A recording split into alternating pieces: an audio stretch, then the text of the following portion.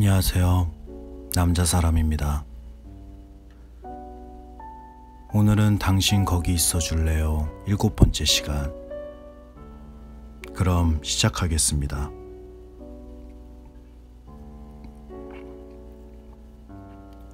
샌프란시스코 1976년. 엘리엇은 비트를 몰고 시무룩한 표정으로 집을 향해 달려가고 있었다. 오늘도 생명을 구하기 위해 전투에서 지고 말았다는 자괴감이 밀려와 차의 속도를 올리지 않았다. 그는 오늘도 신이 아니라 그저 평범하고 보잘것없는 의사일 뿐이라는 사실을 아프게 받아들일 수밖에 없었다. 서서히 땅거미가 내리면서 가로등과 자동차의 헤드라이트가 일제히 켜졌다. 머릿속이 혼란스럽게 뒤죽박죽 얽혀 있었지만 그는 지난 이틀 동안 벌어진 일을 차례차례 떠올려 보았다.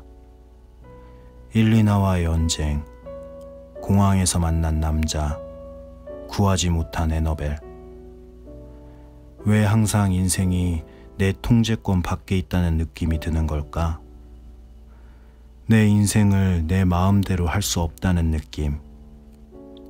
생각에 빠진 사이 필모어 스트리트와 유니언 스트리트 교차로에서 때맞춰 속도를 줄이지 못했다.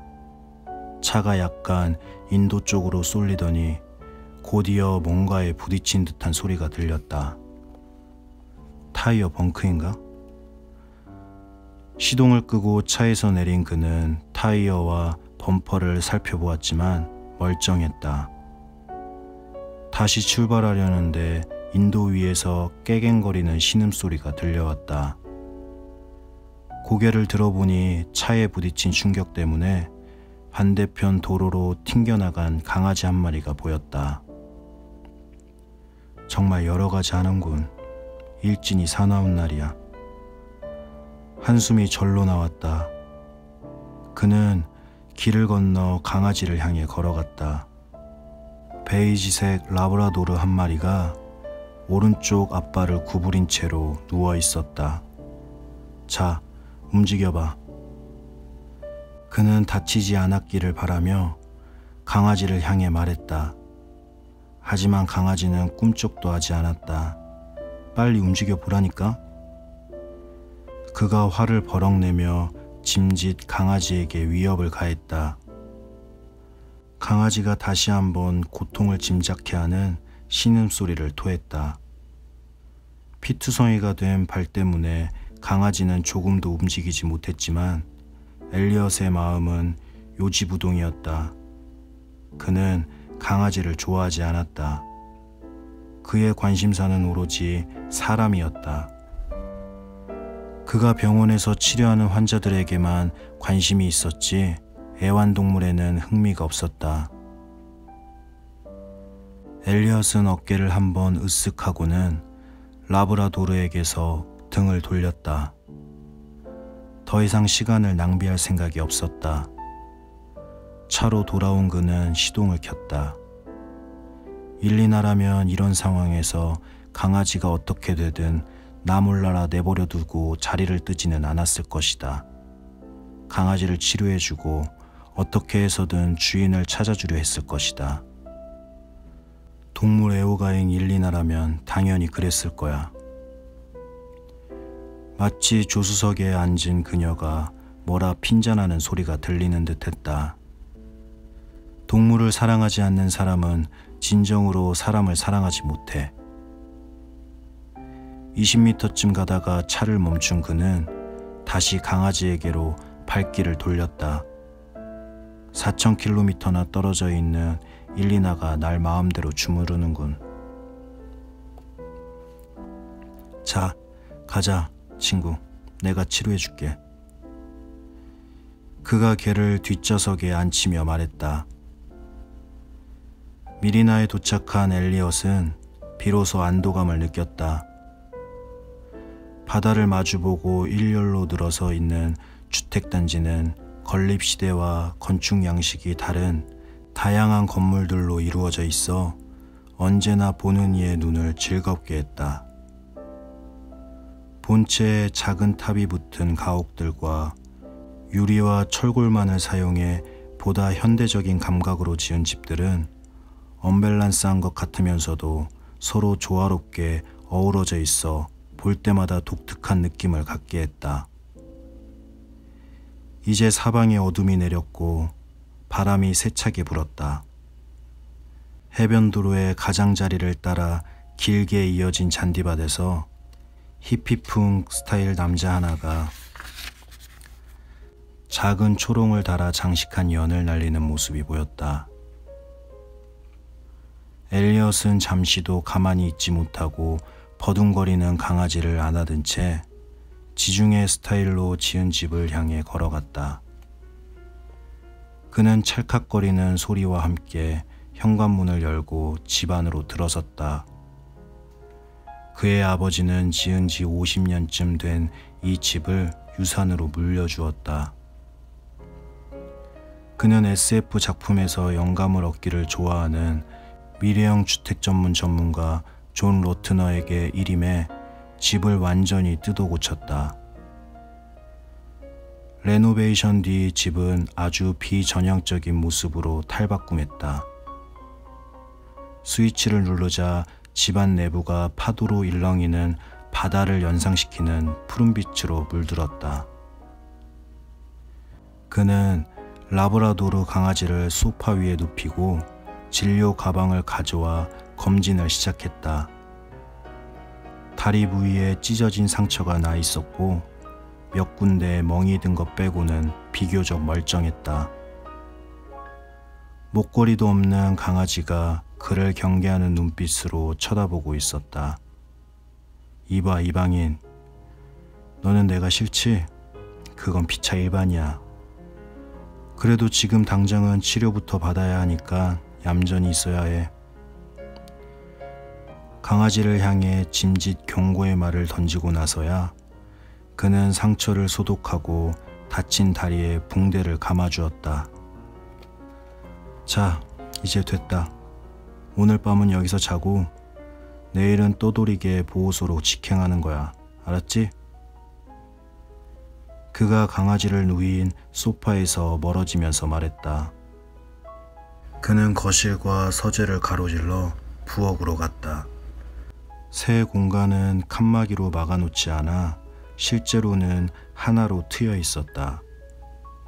조명을 가해 돋보이게 만들어 놓은 알라스카산 서양 삼나무 한 그루가 심어진 실내 정원이 눈에 들어왔다. 그는 냉장고에서 화이트 와인 병을 꺼내 한 잔 따른 뒤 위층으로 올라갔다. 위층의 이중 정만창 뒤로 테라스형 지붕이 부교처럼 내려와 있어 마치 바다로 뛰어드는 듯한 느낌을 주었다. 그는 와인잔을 들고 베스키 체어에 앉아 얼굴을 휩쓸고 지나가는 바람에 몸을 맡겼다. 잠시 로마노 부부의 얼굴이 그의 머리를 스쳐 지나갔다. 빌어먹을 하루였어. 그는 눈을 감았다. 끔찍했던 오늘 하루가 끝나려면 아직 멀었다는 사실이 싫었다.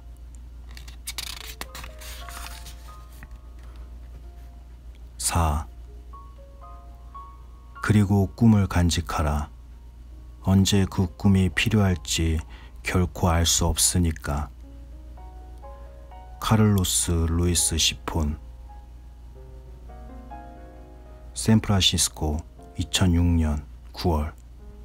엘리엇의 나이 60. 엘리엇이 마리나에 도착했을 때는 한밤중이었다. 그는 입구에 차를 파킹하고 30년째 살고 있는 지중해풍 지붕으로 들어갔다. 그가 집 안으로 들어서자 감지기가 작동하며 자동으로 실내 조명이 켜졌다. 일렁이는 푸른색 조명이 켜지면서 마치 집 전체가 파도치는 바닷물에 잠긴 듯한 느낌을 주었다. 엘리엇은 거실과 서재를 지나 부엌으로 갔다. 딸이 뉴욕으로 떠나고 난 뒤 집은 텅 비어 적막감이 느껴졌다. 오랫도록 키운 라브라도르 개가 죽은 지도 벌써 12년이나 지났다. 정든 개의 빈자리를 메우기 위해 다른 애완동물을 키울 생각은 없었다. 엘리엇은 냉장고에서 화이트 와인을 꺼내 한 잔 따랐다. 허리에서부터 통증이 번지면서 2층으로 올라가는 계단에서는 발을 떼는 것조차 힘에 부쳤다. 침실로 들어간 그는 나이트 테이블의 서랍을 열고 약병을 꺼냈다. 하루 종일 약병이 머리를 떠나지 않았다. 그는 약병을 들고 요트항이 환상적으로 눈앞에 펼쳐지는 테라스형 정원으로 나갔다. 방파제 끝에 비치해 놓은 웨이브 오르간의 파이프 안으로 파도가 들이칠 때마다 달라지는 소리가 귓전에 울려왔다. 이런 건 샌프란시스코에만 있어. 엘리엇은 낡은 베스킷 체어에 앉으며 혼잣말을 했다. 얼굴을 훑고 지나가는 바람에 한기가 느껴졌다. 그는 오늘 아침처럼 약병에 들어있는 9개의 알약을 의구심 어린 눈으로 쳐다보았다. 알약의 성분에 대해서는 전혀 아는 바가 없었지만 전날 밤의 신비한 경험을 다시 맛보고 싶다는 유혹이 간절했다. 약에 대한 환상을 품고 있는 건 아니었다. 약이 지난번에 꾼 꿈과 상관이 없다는 건 분명할 테니까. 그럼에도 다시 한번 시도해보고 싶은 유혹이 강렬하게 느껴져 연젤 캡슐 하나를 손바닥 위에 올려놓았다. 마지막 순간에 또 한 번 망설임이 일었다. 혹시라도 독약이거나 정신을 혼미하게 만드는 이국의 비약이라면? 그럴 수도 있지만 믿져야 본전이었다. 어쨌든 암세포가 조만간 몸을 장악해버릴 테니까. 어차피 시간 문제일 뿐이야. 엘리엇은 와인을 한 모금 입에 물고는 알약과 함께 삼켰다. 즉각적인 반응은 없었다. 그는 안락 의자에 몸을 깊숙이 파묻었다. 병을 앓고 있는 노쇠한 몸이 거북살스럽게 느껴졌다. 이달 말부터 수술을 집도하지 않을 생각이었다. 하루 종일 심각하게 고민한 끝에 내린 결론이었다. 망할 놈의 하루였어. 그는 눈을 감았다.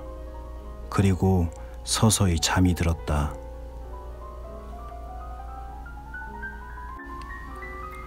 감사합니다. 좋은 밤 되세요. 남자 사람이었습니다.